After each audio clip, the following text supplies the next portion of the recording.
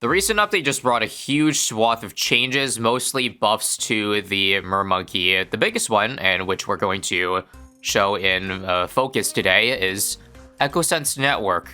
More on that later. First off, allow me to explain what we're going to do. Well, it's pretty simple.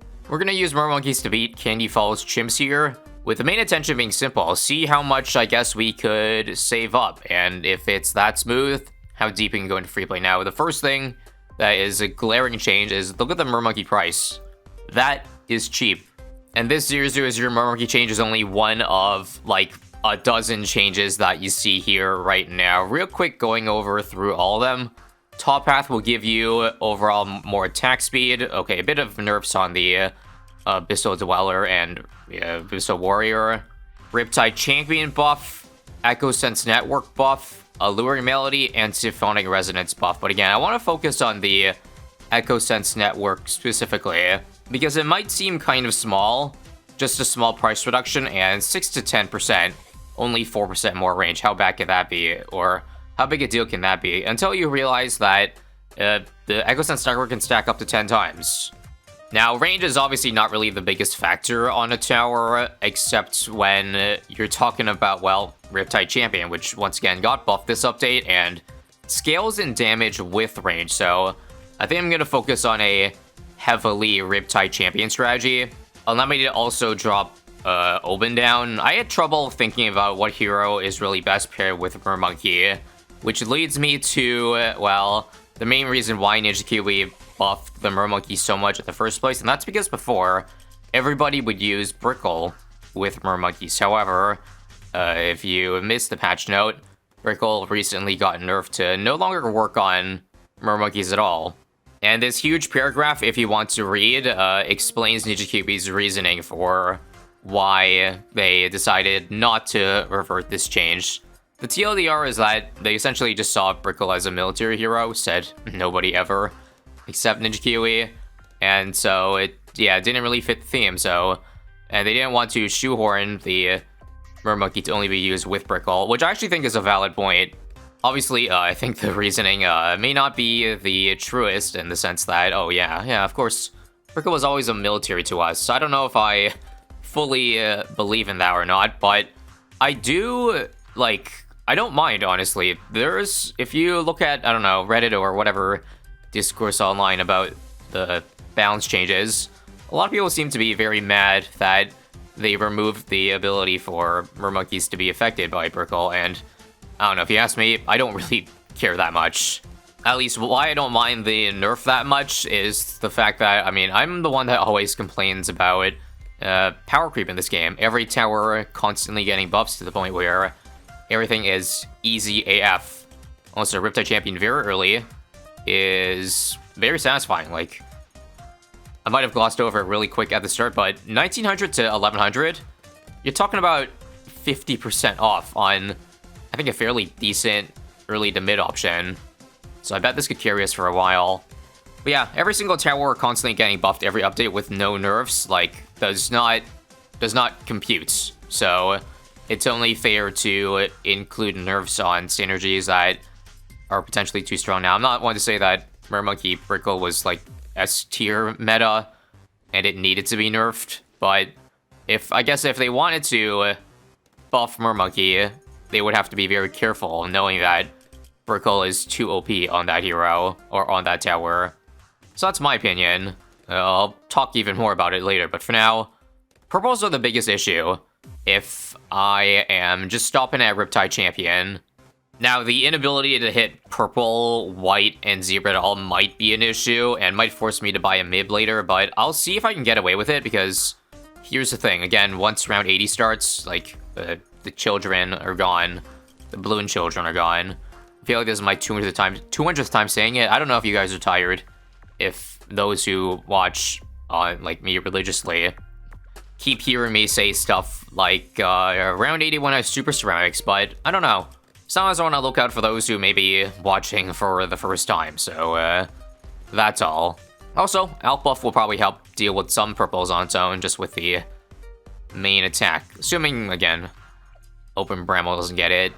I guess there is a line between being too unbeginner-friendly and being too educational. So, like, on the one hand, I don't want to be like, so, we're going to build a Loda, and then a Glyke, and a Snorm, in that order. +1 if you know what that meant. Yeah, I'm not gonna do that kind of stuff, because obviously, only very few people overall will get it. Anyway, sheesh, Riptide Champion is only 10-10 now. Hang on.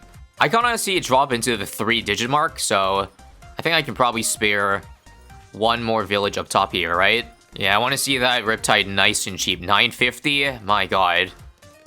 Black Friday is like every day at this point. Sheesh. And so far, 2 Echo Sun stacks gives us even enough range for this guy to reach the very bottom, so just keep note of that. Also, I guess, even though I said I didn't know what hero to pick, Open's pretty decent synergy with Mermonkey. At least I'm talking about early game mob damage, bit of an issue, so Brambles helps with that. Also, Open does eventually give Magimonkeys range at level 11, but that's the only buff he gives. That's why, again, I was like he's good with Magimonkeys, but is he really the best hero? And yeah, there is pretty much no perfect or AS+ tier hero to pair with Mermonkeys anymore, but again, I think that's okay. Not every monkey, like Ice Monkey, needs a Silas to pair with it. Otherwise, they would be broken as shit. Let's get a second discount. Jungle jumps over here and start building number 3. And now watch as you see how much of a difference each 10% makes. There's still 7 to go.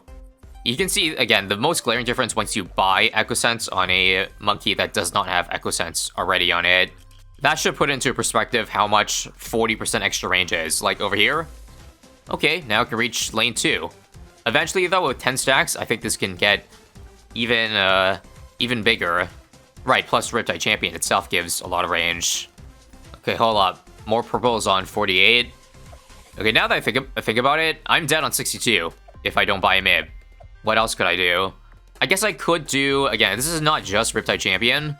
See if I can fit maybe a Vista Warrior somewhere. Like, just because of the mob slow, that's pretty important. Sadly, this is gonna have to be undiscounted because I think having the top path Mermonkey closer to the entrance is better. So again, it could slow down Moabs. Use a 5th stack. And take a look at Abyss Dweller and Abyss Warrior's range. I don't know if this is enough for all purples, but we shall see.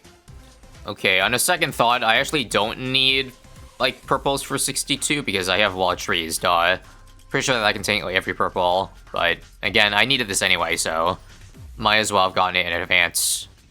For the record, by the way, each Mermonkey is basically doing double damage at peak. Like, if you let Riptide Champion grow as big as possible, then yeah, its max damage capability is double. And you see, I guess double in that sense means like 8 damage, which isn't much, but again, I think he'll add up. Given we're only at 4 out of, what is it, 9? I say 9 because I already got Echo Sense in this one, so it's really as little as I can get in this run to survive all 100 rounds. So far, so good, and now there's level 11 open. He doesn't reach every single Mermonkey. In fact, without Alp buff, okay, this is kind of a bad, not that great of a spot. Only a couple open buffs, but +5 range puts this even closer to a global. I guess if Riptide Champion is too much money, said nobody ever, we could just do Echo Sense to see, or get 4 more Echo Senses right now to see just how much we're getting. So here's a +60% range bonus. F it, Riptide Champion in this one. Ooh, not quite there yet, but that's where number 7 comes in handy. Boom, 70%. Riptide in this one, and this one can now probably reach the BFBs over here. Nice. You don't have to put all of them on water, by the way. I just do that because it gets a massive bonus. I think it's 35% range. So definitely worth it if I can fit it under a discount. Now at 8, let's take a look at the original, or rather the biggest one. The one under open can pretty much touch the entrance now. What can I say? This is just like stupid silly. Looks like we're gonna have no problem also getting to round 80, so great. We avoided having to buy a MIB, that's huge. Although I might still get one anyway, again, just for, I don't know, call to arms if I need it. Let's get Mermonkey number 9 on land, though, because I don't like putting it too far back to the point where I feel like it's kind of useless. Even without the range bonus or the water bonus. Look, a 9th one over here is a pretty good spot. Alright, I think that's enough teasing. Time for the final one, number 10. I'll just put it back here. And now, take a look at, I think, the biggest range we can reasonably get on these mermonkeys here. Again, this one being by far the biggest. If I put it in the center of the map, it would genuinely encompass everything. Now imagine if they added these buffs with Brickle being able to affect them. Well, you can't imagine, or you have to imagine that because they wouldn't do this buff if Brickle was still allowed. You'd probably keep Mermonkey the way it is. But now, we are rewarded with the power of tides flying everywhere. Up to 80k saved up now, but I think I need more bad damage. Like, these UMGs, they only have 4,000 HP, but they get this far. I probably gonna have to spend big that round, sadly. And wait a minute, another benefit of, like, this range buff is the fact that Abyssal Warrior's Pierce bonus also gets to all of these guys here. I didn't think about that, but that's pretty good. Could be very important for, like, past round 100, but also, like, Spike Storm. I was thinking round 100, it's the best defense to go for either First Strike or Spike Storm. I think, given we already have the Pierce bonus, 20%, which is 20% damage on Spike Factories, then putting it under double discount sounds mega juicy. But we'll hold off for now, because I want to see that cash number go up like crazy. Now, hold up. DDTs were scary on round 90, but that might just be because the projectile speed of Mermonkeys are really slow, so by the time they, like, the ones on the very top try to reach the bottom, the DDTs are just like, running by them, so that's why they kind of got to the right side before any damage was done. At least, that's what I'm gonna believe. But that's gonna pose an issue, because again, if DDTs, like, zoom that fast, they're gonna, like, reach this area where it's not gonna get bonus damage because the tridents don't have enough time to build up. So I'm probably dead on 99, but I'll probably again just get a Spike Storm because I'm gonna need it around 100 anyway. The purples actually screwed me over this round because it took a lot of time for the tridents to start damaging them because they die if they hit a purple. But thankfully, 9 can sustain. This is insanity. Wait, no. Wait, oh my god. What a clutch. Somehow, someway, a camo zebra snuck through, but the tide got it. I actually think it got it because it regrowed back into a rainbow, which doesn't have an immunity to the Riptide Champion. So, thanks Regrow for existing. The one time you want a Bloon to be Regrow, sounds like a 2019 circa ISAB video. Browser challenges, anybody? Hoping I can stave off of getting Spike Storm one more round. You know what? Just drop the wall tree, F it. Oh wait, it doesn't even damage wall trees, or it doesn't even damage, bruh. It's okay. The swipes, even from that much range, are good. And now we're going to accrue up to 135k if we can survive this round here. Man, I mean it. If not for the pesky round, like, 100, this strategy might rival the, like, least cash record. 135k means you're damn close to it, let me just say. See if I can push a couple more K here. I got a wall of trees I'm gonna use now to gobble up 6, 7 of them. Sorry, that was unintentional, but also intentional. 138k. Out of curiosity, if I spam Brambles, we got 20% damaged, 40%. Yeah, I think one Spike Storm is enough for it. Unfortunately, that does put us under 130. There's probably a cheaper way to do it, but man, I can't resist the Pierce bonus, you know what I'm saying? So I'll have to be down to 125k. But hey, maybe we can get back there into Freeplay. Probably not, but you never know. So 2 Spike Storms, or 1 Spike Storm only did 10k. Oh god, this might not be enough, actually. Wall trees? No, we definitely got it. Spike Storm here is gonna do a number on the Zomgas here. Right? Oh no, we're still dead. Or not. Okay, we beat 1 ZMG, but there's no way. Well, the thing is, these are gonna keep attacking, so maybe there's a way. Come on. Come on, for the 126k. So close. Well, if Spike Storm fails, first strike it is. It's actually only $4,000 more, and it guarantees me a win because we only need to do 8,000 damage to it now. How hard can that be? We can do 8,000 damage, right? Right? All we gotta see is the last damage phase. First strike now, and bye-bye. But again, don't go anywhere, because we are going to push these guys to the limit even more. By that, I mean we're gonna actually start spending money now, and see just how powerful we can make this Riptide champion, like, Army be. So, we're gonna splurge on Perm Brew, Chinook, so I can move that Perm Brew, and, well, here's that Mib, even though it's not needed anymore, for Called Arms, to 15 more K for Homeland. And now take a look at what we're capable of. I still need to use Called Arms, though. Fortifieds are kinda spook, and it takes time for Perm Brew to land on all these. I think I got all of them in range here, right? Yeah. Time to move it a bit up. Doesn't take too long for Perm Brew to brew 10 of these, to be fair. But now that's a nice +2 to all the Mermonkeys. And don't forget, that means permanent range on all of them too. Oh, don't forget, I can move Oben as well to a better spot. Yeah, this covers way more and grants more range to these guys. And Pierce. Might need to use the ability for the CMGs here. Yep.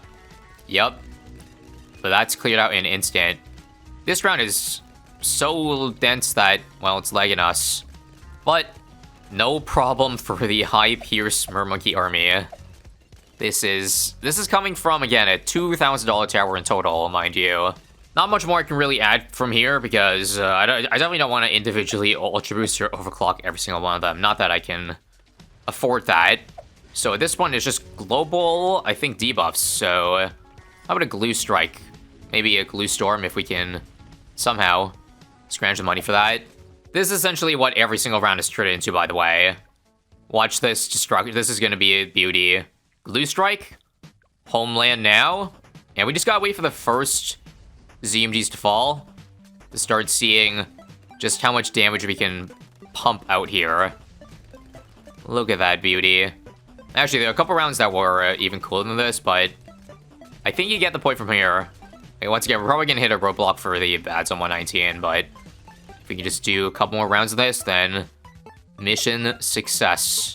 Another Homeland here, yeah. When DDTs are in the air, you can definitely feel the waves. Okay, Lord of the Abyss, F it.